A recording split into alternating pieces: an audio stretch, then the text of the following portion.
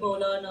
Kahit innocent pre, kasi nga lahat daw na nagmamahal sa anak niya si Ara. Pinapatay mo yung anak niya, siya pumatay ng anak niya. Si Ara. Di ba nga, yung kapatid, Di ba patay na yung tatay? hindi, di ba, ito na nga yung ano, di ba si Ara, di ba yung si Sim, kapatid na si Ara. Sa Sisi naman, pinangalan niya sa anak niya Ara. Ara din. Bali si Sina Oh, yung ay nga, tatay. sabi ko nga, Charmy, spoon mo nga ako, di ko parang nagugulo sa kwento, tapos sabi niya, may dalawang Ara daw. Sabi ko, sino yun? Basta yun, ayun na, si ano to. Ito na yung, Ibig sabihin yung batang Ara, yung tita niya Ara pangalan. oo, ayun.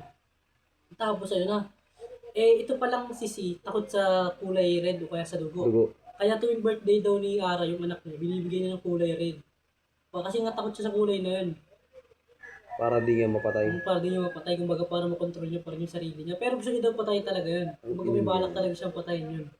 Hindi niya lang sinasabi yung balak niya. Tapos, ano na, ito na. Itong lalaki na si El, ano niya yun kumbaga, nakalaro lang sa chess, tapos parang tinuring ng pamilya nila yun. Kasi nga, parang lansya siya kahit alam niya nang mamatay siya, wala siyang pakialam ganun. Tapos parang nagustuhan siya. Ay, hindi yung tumala kay Aray, kasi daw wala na nakakatalo sa kanya. I mean, sa dami niya kapatid niya, wala din nakakatalo din, tapos natalo siya 5 beses. Kasi Sabi niya, Magnus yun. napito daw siya, sabi patay na daw yun. Ito lang si yung kapatid niya si Letter, sabi, wag daw patayin. Para daw, kahit may marami kang mapatay, kung kakalaruin mo siya, is maano ka, parang matututo ka, like, parang maano ka, mag-improve ka palalo, ganun. Parang yung pagkakasabi niya doon. Kaya di mo na pinatay. Hindi pinatay kumbaga binuhay, pero ano rin, pumamatay din siya. Kumbaga doon din, si El din mapatay din niya. Papatay din siya. Pero doon sa panahon na yun, na less yung pagpatay nila kasi parang, ayun ang kinakalaro niya palagi eh. Parang unti-unti na lang yung napapatay nila ganun. Nabawasan ng pinapatay. Kasi ayun na lang kinakalaro niya, parang naliligaw silang dalawa. Ito na nga. Di ba sabi ko yung anak niya si Ara, kadate parang boyfriend niya yun, si El. Oh. Tapos pinunta niya sa mansion nila kung saan dati sila nakatira. Yun. Tapos pre, parang, itong si El, may history yun na parang pinatay niya daw yung mga anak niya. May asawa din kasi siya. Parang ang history din is pinatay niya daw yung mga anak niya din. Sarili niyang Parehas din, pamilya. parehas. Oo, pareha sarili niyang pamilya. And itong si Ara na anak nila, nakita yun pre. Yung isa, yung ano niya, yung isa na nakita sa kwarto. Tapos yung anak niya, nakita na nakasiksik din sa may tawag din pre, lagay ng damit.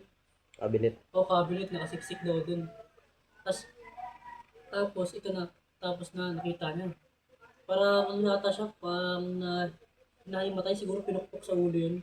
Pinukpok din siya ng sa ulo. Ayun yung unang ginagawa nila, pinukpok muna sa ulo ng ng, Pampatulog. hindi, tawag doon, martilyo. Ayun, pagkagising daw ni Ara, pre, yung anak nila.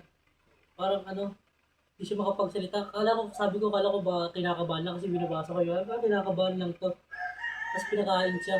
Pagpakain sa kanya, parang nagtaka siya pagkahawak niya ng pagkain. Parang dila. Pinutol pala yung dila niya, pre.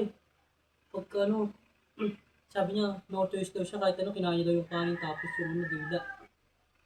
Tapos, pinutol din yung paa niya. Isang paa lang pinutol. Isang paa lang. Ayun kasi nasa perspective niya kumbaga may POV kada tao. Ayun. Siguro dahil sa sobrang daming dugo na labas, namatay na siya. Kumbaga, itong si C, iba niya kasi Ara. Itong si C, parang, parang sabi niya, patay na daw talaga yun. Itong si Ed kasi, parang mahal na yun. Like, talagang genuine yung feeling niya dun. Kaya Pero wala abnormal siyang dalawa eh. Basta yun. Solid pre. Punta mo sa akin mga ya. Nakakatawa